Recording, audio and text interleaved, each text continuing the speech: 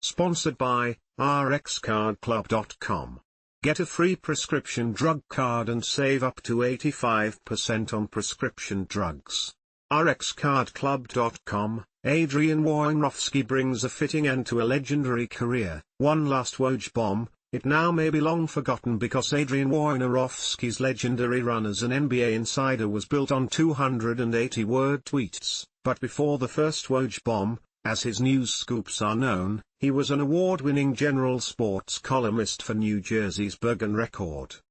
When he left the paper in 2007 for a new venture called Yahoo Sports, it was only a 2.5 magnitude tremor. While in hindsight the move may seem obvious with the millions Wojnarowski would rake in, the power he would amass and the countless stories he would break, it wasn't the case back then. In fact, Wojnarowski once told me a story about one of his top Bergen Record editors saying to him on the way out, "I'm worried that no one is going to hear from you again." Wojnarowski had the same thought. But the Yahoo Wojnarowski was one of the most dominant sports writers ever, not only breaking nearly every NBA story as the David to ESPN's Goliath but then opining with biting commentaries about the league and its biggest names. He would go after everyone from David Stern to LeBron James. It was a sports journalism sight to behold.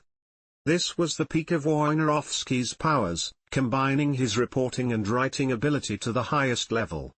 While he grew up in Bristol, Connecticut, home of ESPN, he seemingly never wanted to be part of the network. He would rail against it with a Michael Jordan-like rage in his determination to defeat it and its army of insiders, who failed to have Woj's relentlessness. Anytime ESPN failed to credit his Yahoo scoops, it just added fuel, the same way Jordan would take any real or perceived slight personally.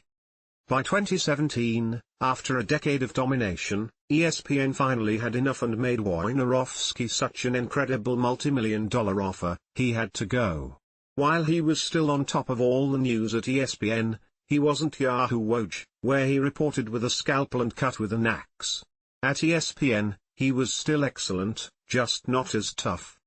His fame, though, and his omnipresence and his competition with the Athletics' Shams Charania grew to epic levels as he added more TV to go along with his tweets. Wojnarowski had once been Charania's mentor at Yahoo, and now they would go head-to-head. On Twitter, now X, they would face off to determine the winner of the moment in seconds.